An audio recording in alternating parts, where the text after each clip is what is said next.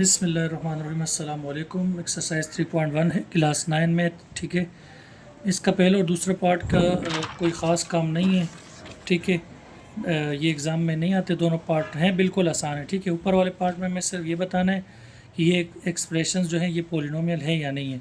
अगर हमारे पास एक्सप्रेशन में पावर अगर पॉजिटिव होती है तो उसको हम कहते हैं पॉलिनोमियल है, पावर अगर नेगेटिव होती है तो वो पॉलिनोमियल नहीं होती। ठीक है, इसी तरह पार्ट 2 में हमसे कहा जा रहा है कि बताएं कि रेशनल है, ये एक्सप्रेशन रेशनल है या रेशनल नहीं है।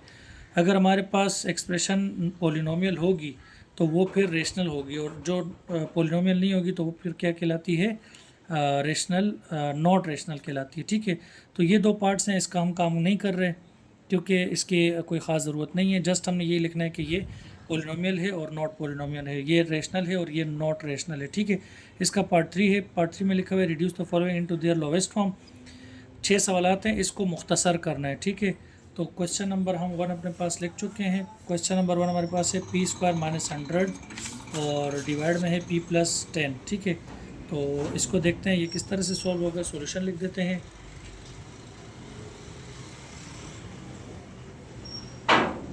क्वेश्चन दोबारा से लिख देंगे, पी स्क्वायर माइनस 100 डिवाइड में हमारे पास है पी प्लस 10 है।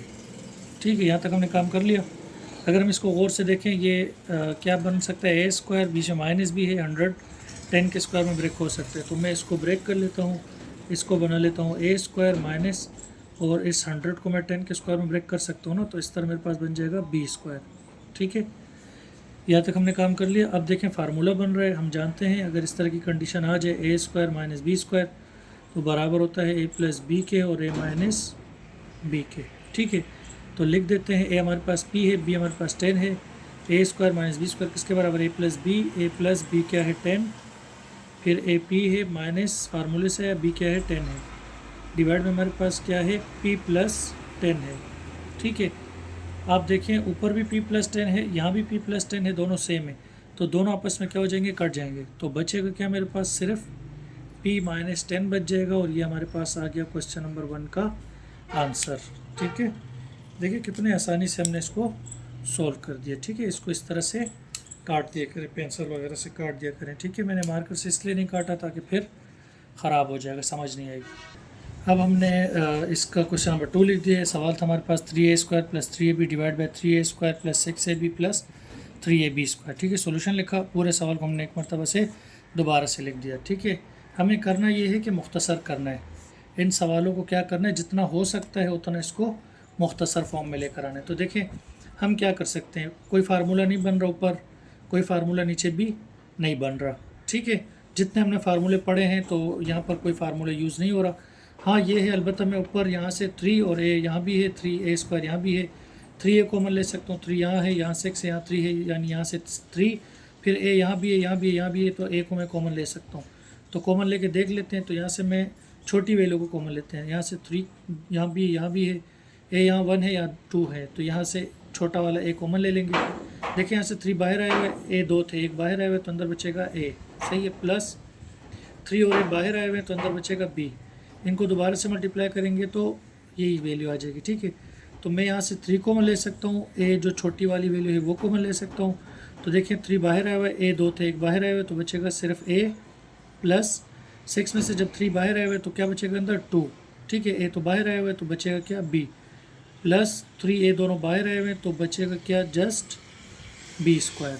क्या बचेगा, बी स्क्वायर। अब देखिए 3 ए ऊपर भी है हमारे पास, 3a यहाँ भी है और 3a यहाँ भी है, ये कट गए आपस में, तो हमारे पास क्या बच जाएगा, जस्ट a प्लस बी, और डिवाइड में क्या है a और फिर प्लस 2b, फिर प्लस बी स्क्वायर। तो ये मेरे पास आ गया क्वेश्चन नंबर 2 का आंसर। ठीक है, अब हमने क्वेश्चन नंबर 3 लिख दिया, a माइनस बी, फिर a plus B multiply a square plus A B divide by 2a square minus 2b square. ठीक है, सवाल को हम लिख देते हैं एक मरतबा से। क्या है हमारे पास, a माइनस बी डिवाइड में है a प्लस बी। ठीक है, मल्टीप्लाई हो रहा है किस चीज़ से, यहाँ से मैं देखें क्या चीज़ कॉमन ले सकता हूँ, यहाँ a स्क्वायर है, यहाँ a है, तो a कॉमन ले सकते हैं। तो यहाँ से 2a है, एक बाहर आ गया तो बचेगा 1 है। ब्रैकेट का मतलब मल्टीप्लाई होता है, दोबारा मल्टीप्लाई करेंगे वही आएगा, प्लस देखिए a तो बाहर आया हुआ है तो अंदर बचेगा जस्ट b बचेगा। ठीक है, देखिए ये यहाँ 2a स्क्वायर है, फिर माइनस 2b स्क्वायर है, तो 2 किसी के स्क्वायर में ब्रेक नहीं हो सकता, तो मैं इसका फार्मूले में ब्रेक नहीं कर सकता, तो मुझे 2 को कॉमन लेना पड़ेगा। 2 को कॉमन ले लूँगा तो बचेगा क्या, यहाँ से ए स्क्वायर फिर माइनस यहाँ से बचेगा बी स्क्वायर। ठीक है, 2 को दोबारा मल्टीप्लाई करें यही आएगा। यहाँ तक हमने काम कर लिया। अब हम क्या करेंगे, हमारे पास क्या है, ए माइनस बी वैसे ही रहेगा, डिवाइड में क्या है ए प्लस बी, और मल्टीप्लाई हो रहा है। ठीक है, यहाँ से ए फिर ए प्लस बी है। ठीक है, 2 अपनी जगह पर है। हम जानते हैं ए स्क्वायर माइनस बी स्क्वायर किसके बराबर होता है, लिख दें यहाँ पर, ए स्क्वायर माइनस बी स्क्वायर बराबर होता है ए प्लस बी और ए माइनस बी के। ठीक है, तो फिर ए स्क्वायर माइनस बी स्क्वायर है बराबर होगा ए प्लस बी के और ए माइनस बी के। यहाँ तक हमने काम कर लिया है। ठीक है, अब देखें मल्टीप्लाई का मतलब क्या होता है, ये आपस में मल्टीप्लाई हो रहे हैं और ऊपर नीचे जब भी दो फ्रैक्शन मल्टीप्लाई होते हैं ना, तो हम ऊपर नीचे अगर कुछ कट रो या क्रॉस में कट रो तो हम काट सकते हैं। ठीक है, ए माइनस बी देखो ये रहा और ए माइनस बी ये रहा, ये कट गया आपस में, ये तो सेम है, ऊपर और नीचे भी सेम है, तो ये कट गया आपस में। ठीक हो गया, तो हमारे पास बचेगा क्या, हमारे पास ऊपर यहाँ से 1 बच गया, यहाँ भी 1, 1 वन ज़ा 1, 1 जब ए से मल्टीप्लाई होगा तो जस्ट आ जाएगा ए, डिवाइड में देखें यहाँ से 2 बचा और यहाँ से ए प्लस बी, तो ये आ जाएगा 2 और फिर इसके साथ क्या आ जाएगा, ए प्लस बी आ जाएगा। ठीक है, तो हमने इस सवाल को सॉल्व कर दिया, ये हमारे पास आ गया आंसर। क्वेश्चन नंबर 3 भी हमने सॉल्व। अब हमने इसका लिख दिया क्वेश्चन नंबर 4। क्वेश्चन नंबर 4 हमारे पास एक्स प्लस वाई का whole square minus Z square, divide में है X plus Y plus Z. Solution हमने लिखा, सवाल हमने एक मरतबा से दोबारा से लिख दिया। ठीक है, अगर आप इसको गौर से देखें, देखिए इससे बन रहा है ए स्क्वायर माइनस जेड के ऊपर भी स्क्वायर है, तो इससे बन रहा है बी स्क्वायर। ठीक है, तो हम जानते हैं अगर ए स्क्वायर हो फिर माइनस बी स्क्वायर हो तो वो किसके बराबर होता है, ए प्लस बी के और ए माइनस बी के बराबर होता है। ठीक है, यहाँ तक समझ आ गई। ए मेरे पास क्या है, X plus Y plus B मेरे पास क्या है, जेड है, तो ये हो गया ए प्लस बी। ए मेरे पास क्या है, एक्स प्लस वाई माइनस फार्मूले से है, बी मेरे पास क्या है, जेड है। ठीक है, तो ये A square minus B square बना था, तो बराबर होता है plus B A minus B के, हमने लिख दिया। डिवाइड में हमारे पास है X plus Y plus Z है। ठीक है, यहाँ तक हमने काम कर लिया। अब देखिए ऊपर भी X plus Y plus Z है, नीचे भी X plus Y plus Z है, सेम है दोनों, तो ये आपस में क्या हो जाएंगे, कट जाएंगे। तो हमारे पास जस्ट बचेगा X plus Y minus Z. क्या बच जाएगा, X plus Y minus Z, ये हमारे पास बच गया और ये हमने इसको लोवेस्ट फॉर्म में कर दिया। तो ये हमने क्वेश्चन नंबर 4 भी सॉल्व कर दिया। क्वेश्चन नंबर 5 है हमारे पास, M square minus 6m into 3m plus 15, divide में है 2m माइनस 12। ठीक है, पार्ट 3 है, लेकिन इसके सवाल इंतहाई आसान है, तो हम कोशिश यही कर रहे हैं, हमारी कोशिश यही है कि हम जो इम्पोर्टेंट सवाल आते हैं जो एग्ज़ाम में आते हैं, क्योंकि पूरी बुक अगर पढ़ें तो इसके लिए इतना टाइम फिर चाहिए होता है बहुत ज़्यादा, और इतना टाइम बच्चों के पास, स्टूडेंट्स के पास नहीं होता कि वो पूरी बुक पढ़ें। तो बाकी कुछ सवालात इतने आसान हैं कि वो फिर इसीलिए मैं समझा के वो पेज पे नहीं डाल रहा, क्योंकि वो बहुत आसान है। आपको स्कूल में भी अगर एक मरतबा समझा दिया जाएगा तो आपको समझ आ जाएगी।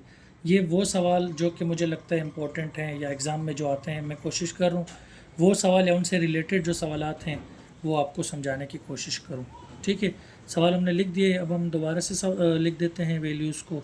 एम स्क्वायर माइनस 6m, ठीक है, फिर मल्टीप्लाई हो रहा है 3m से और फिर प्लस का क्या है 15 है, डिवाइड में हमारे पास क्या है 2m और माइनस 12 है। अगर हम इनको गौर से देखें तो ये मल्टीप्लाई हो रहा है आपस में, ऊपर वाली वैल्यूज़ मल्टीप्लाई हो रही हैं। मल्टीप्लाई कर दूंगा तो वैल्यू बड़ी हो जाएगी, मुझे इसको मुख्तसर करना है। ठीक है, तो मुख्तसर करने के लिए हमें इसको ना मल्टीप्लाई करेंगे तो ये फिर और बड़ी वैल्यू हो जाएगी। यहाँ एम स्क्वायर है, यहाँ क्या है माइनस 6m, तो m इन दोनों में से m कॉमन है, तो m कॉमन ले लूँगा, यहाँ बचेगा m माइनस 6 बचेगा। ठीक है, क्योंकि यहाँ से m बाहर गए हुए तो यहाँ 2 थे, यहाँ अंदर बचेगा 1, 6 के साथ m तो ये बाहर गया, अंदर बचेगा जस्ट 6। इन दोनों में से मैं क्या चीज़ कॉमन ले सकता हूँ, 3 कॉमन ले सकता हूँ। ठीक है, 3 कॉमन ले लूँगा, बचेगा m प्लस 15 में से 3 कॉमन गया तो अंदर बचेगा 5, 3 5 होता है 15। ठीक है, डिवाइड में आप देखें इन दोनों में से हम क्या चीज़ कॉमन ले सकते हैं, 2, तो बचेगा m माइनस और फिर 12 में से 2 कॉमन गया तो क्या बचेगा 6 बचेगा। ठीक है, अब देखिए ऊपर भी m माइनस 6 है, नीचे भी m माइनस 6 से डिवाइड हो रहे हैं। जब इस तरह नज़र आ जाए सेम चीज़ें तो फ़ौरन से उनको काट दें। 3 को m से मल्टीप्लाई करेंगे तो ये हो जाएगा, m जब 3 से मल्टीप्लाई होगा तो ये हो जाएगा 3m। ठीक है, ब्रैकेट में बचेगा m प्लस 5 और डिवाइड में हमारे पास क्या बच गया, m माइनस 6 तो कट गया, सिर्फ क्या बच गया 2 बच गया। तो तो ये हमने इसको लोवेस्ट फॉर्म में कर दिया है, यही हमारा आंसर होना चाहिए। ठीक है, यही होगा इंशाल्लाह। तो हमने एक्सरसाइज 3.1 और इसके पार्ट 3 का हमने लास्ट क्वेश्चन है क्वेश्चन नंबर 6, ये सॉल्व कर रहे हैं अब। ठीक है, इसको सॉल्व करेंगे तो बाकी जो पार्ट्स हैं इंशाल्लाह वो भी मैं हल करके पेज पे अपलोड करता रहूँगा। ठीक है, तो देखें इसको कैसे सॉल्व कर सकते हैं। इसमें ऊपर भी कोई फार्मूला यूज़ नहीं हो रहा, नीचे भी, तो हम मिडिल टर्म को ब्रेक कर सकते हैं। ठीक है, तो कर देते हैं, x² अपनी जगह पर है, इसको हम कर देते हैं 3x प्लस का अगर 1x कर दूँ -3। देखिए -3x में से प्लस का 1x जाएगा तो वापस क्या बचेगा, माइनस का 2x बचेगा। ठीक है, डिवाइड में देखिए हमारे पास क्या है, x² है, फिर मैं अगर इसको कर दूँ -2x प्लस का 1x माइनस का 2, -2x में से प्लस का 1x जाएगा तो वापस क्या बचेगा, माइनस का 1x बचेगा। ठीक है, अब हम कुछ कॉमन ले लेते हैं। देखें यहाँ से हम x कॉमन ले सकते हैं, तो ब्रैकेट में बचेगा x -3, इन दोनों में से हम प्लस का 1 कॉमन ले सकते हैं तो बचेगा x -3। ठीक है, डिवाइड में देखें इन दोनों में से मैं x कॉमन ले सकता हूँ तो बचेगा x -2। इसी तरह यहाँ से मैं प्लस का 1 कॉमन ले सकता हूँ तो बचेगा x -2 बचेगा। ठीक है, यह तक काम कर लिया। उम्मीद करता हूँ कि यहाँ तक समझ में आपको अच्छी तरह से आ गया होगा सवाल। ठीक है, अब हमारे पास x -3 कॉमन था तो हम उसको एक मरतबा लिख देते हैं, बचेगा x + 1। तो क्या बचा, x + 1। डिवाइड में हमारे पास क्या था, x -2 था, कॉमन आ गया, बचा क्या, x + 1 बच गया। ठीक है, तो देखिए मैंने आपसे क्या कहा था, अगर आपको ऊपर नीचे वैल्यू सेम नज़र आए जब भी, तो उनको आपस में काट दें। x + 1 यहाँ भी, x + 1 यहाँ भी है, तो कट गए, तो मेरे पास बच जाएगा x -3, डिवाइड में क्या बचेगा, x -2। तो इस तरह से हमने पार्ट 3 के 6 सवालों को सॉल्व कर दिया। उम्मीद करता हूँ कि आपको अच्छी तरह से सवाल समझ में आ गए होंगे। अगर समझ आ गए हैं तो वीडियो को लाइक कर दें, चैनल को सब्सक्राइब कर दें। मिलेंगे नेक्स्ट वीडियो में, तब तक के लिए अल्लाह हाफिज़।